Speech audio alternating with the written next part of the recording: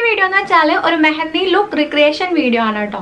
അത് വേറെ ആരുടെയും ലുക്കൊന്നും അല്ല, എൻ്റെ തന്നെ ഒരു മെഹന്തി ലുക്കിൻ്റെ റിക്രിയേഷൻ ആണ് ഞാൻ ചെയ്യാൻ പോകുന്നത്. അപ്പോൾ എന്നെ അറിയുന്നവർക്കൊക്കെ അറിയാം, I'm not a makeup artist, I'm not a beauty vlogger.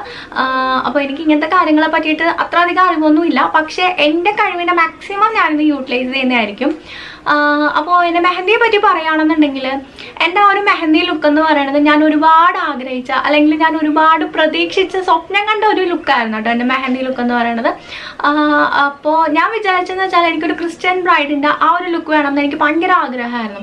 അപ്പോൾ അതിന് വേണ്ടിയിട്ടുള്ള അങ്ങനത്തെ ഗൗണും തപ്പി ഞാൻ കുറേ നടന്നു, എറണാകുളത്ത് കുറേ ഷോപ്പിലൊക്കെ കയറി ഇറങ്ങി.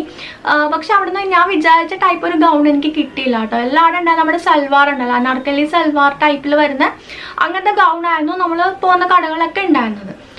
അങ്ങനെ ഞാൻ ഫൈനലി തപ്പി എനിക്ക് പഞ്ചാബി ലിബാസ് എന്ന് പറഞ്ഞ ഷോപ്പിൽ നിന്നാണ് ഇതാ ഈ ഒരു എൻ്റെ മെഹന്തി ഗൗൺ കിട്ടിയത് കേട്ടോ. അപ്പോൾ നല്ല റെഡ് കളറിൽ ഞാൻ വിചാരിച്ച പോലെ നല്ല ഫ്ലെയർ ഒക്കെ വന്നിട്ടുള്ള ആ ഒരു ടൈപ്പിലെ ഗൗൺ ആയിരുന്നു കേട്ടോ. ഇതിനൊരു 15,000 ആയിരുന്നു തോന്നുന്നു ഇതിൻ്റെ പ്രൈസ് വന്നിട്ട്.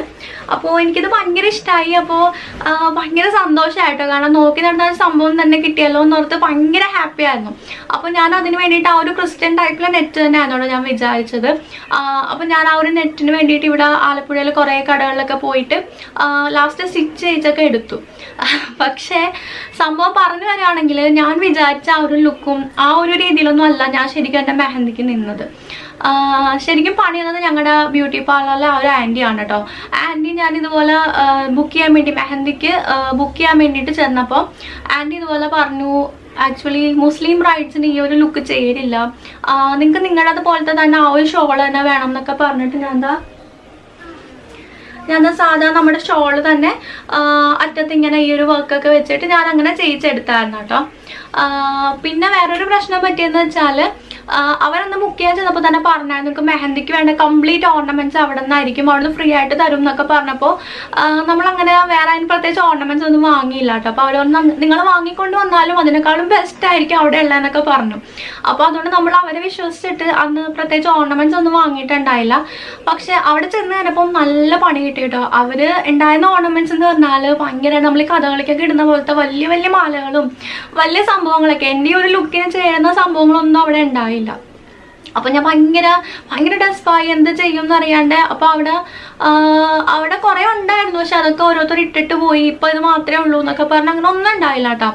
അങ്ങനെ ലാസ്റ്റ് ഞാനൊരു ചെറിയൊരു സ്റ്റോണിൻ്റെ ഒരു ഇയറിംഗ് മാത്രമേ ഒന്ന് ഇട്ടിട്ടുണ്ടായുള്ളൂ, ബാക്കിയൊന്നും ഇട്ടിട്ടില്ലായിരുന്നു. പക്ഷെ അത് മാത്രമല്ല, എൻ്റെ അന്നത്തെ ഒരു മേക്കപ്പ് എന്ന് വെച്ചാൽ ഒരു എന്താ പറയുക, നമ്മുടെ ഫേസ് ഭയങ്കരമായിട്ട് ഡള്ളായിപ്പോയി, ഭയങ്കര ഓയിലി ആയിട്ട് അങ്ങനത്തെ ഒരു ലുക്കായിരുന്നു കേട്ടോ അവർ ചെയ്ത് തന്നത്. നമ്മൾ എന്നിട്ട് വീട്ടിൽ വന്നിട്ട് ഞങ്ങൾ കുറച്ച് ടാൽക്കം പൗഡറൊക്കെ ഇട്ടിട്ടാണ് ഒന്ന് സെറ്റാക്കി എടുത്തത്.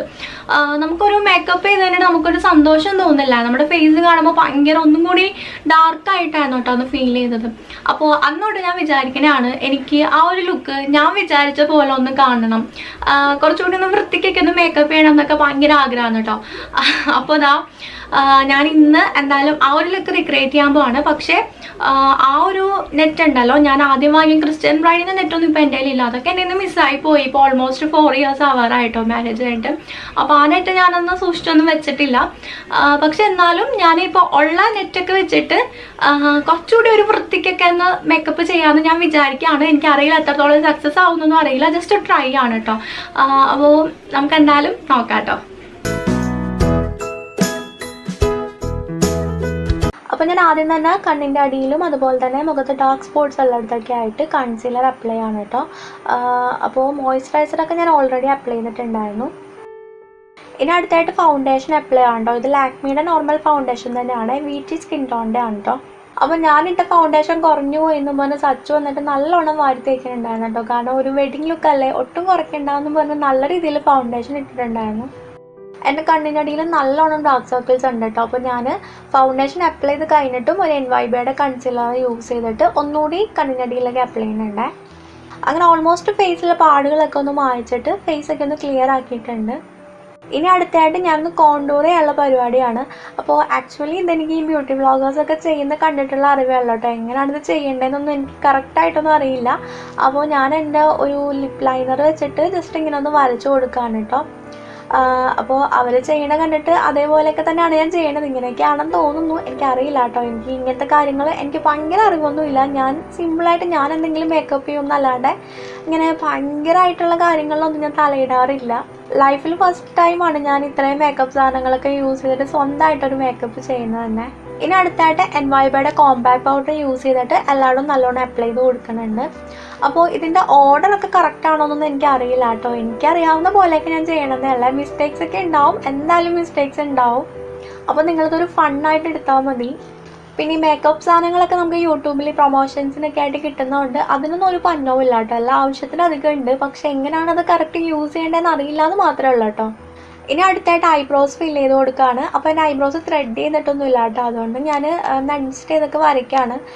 ഞാനങ്ങനെ എപ്പോഴും ത്രെഡ് ചെയ്യാറൊന്നുമില്ല. എന്തെങ്കിലും അത്യാവശ്യം അങ്ങനെ എന്തെങ്കിലുമൊക്കെ ഉണ്ടെങ്കിൽ ത്രെഡ് ചെയ്യാറുള്ളൂ കേട്ടോ. അല്ലെങ്കിൽ എനിക്ക് നോർമൽ ഈ ഒരു ഐബ്രോസ് എനിക്ക് വലിയ കുഴപ്പം തോന്നാറില്ല.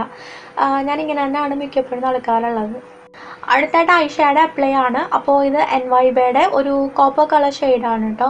അപ്പോൾ ഞാൻ നല്ലോണം അത് കണ്ണിൻ്റെ മേലെ അപ്ലൈ ചെയ്ത് കൊടുക്കുന്നുണ്ട്.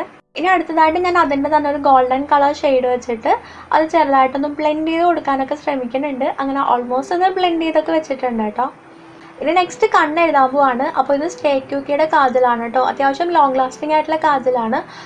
അപ്പോൾ ഇത് വെച്ചിട്ട് ഞാൻ കണ്ണിൻ്റെ വാട്ടർ ലൈനിലും അതുപോലെ ലോവർ ലൈനിലൊക്കെ എഴുതി കൊടുക്കുകയാണ്. ഒരു ഇന്ന കോർണേഴ്സിലൊക്കെ നല്ലോണം അപ്ലൈ ചെയ്യുന്നുണ്ട് കേട്ടോ.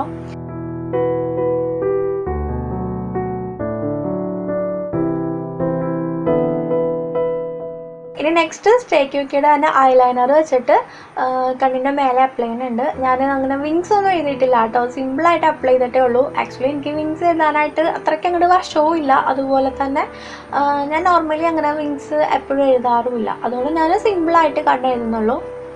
ആക്ച്വലി ഞാൻ ഇതിൻ്റെ ഇടയ്ക്ക് മസ്കാര ഇടാൻ മറന്നു കേട്ടോ. ഞാൻ മസ്കാരയൊക്കെ എടുത്ത് വെച്ചിട്ടുണ്ടായിരുന്നു. പക്ഷേ അതിൻ്റെ കാര്യം ആലോചിച്ച് വന്നപ്പോഴാണ് സച്ച് വന്നിട്ട് കണ്ണിൻ്റെ മേലെ എന്തോ ഹൈലൈറ്റർ അപ്ലൈ ചെയ്യണം എന്നൊക്കെ പറഞ്ഞിട്ട് എന്തൊക്കെയൊക്കെ കാണിക്കുന്നുണ്ടായിരുന്നേ. ഇനി ഡാസ്ലറിൻ്റെ ലിപ്പ് ലൈനർ വെച്ചിട്ട് ലിപ്പൊന്ന് ലൈൻ ചെയ്ത് കൊടുക്കുന്നുണ്ട്. ഇനി ലിപ്സ്റ്റിക്ക് ഇടാണ്. ഇത് സ്റ്റേക്യൂക്കിയുടെ ലിക്വിഡ് ലിപ്സ്റ്റിക് ആണ് കേട്ടോ.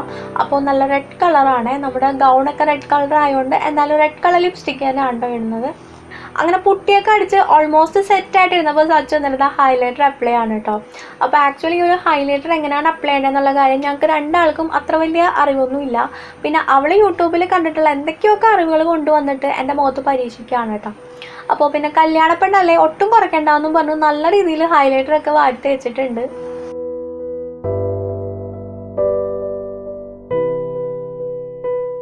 അങ്ങനെ നമ്മുടെ മേക്കപ്പ് യൂതും ദാ ഇവിടെ കഴിഞ്ഞിട്ടുണ്ട്. ഇനിയിപ്പോൾ ഞാൻ പോയിട്ട് ഡ്രസ്സൊക്കെ ചേഞ്ച് ചെയ്തിട്ട് കല്യാണപ്പെണ്ണായിട്ട് വരാം കേട്ടോ.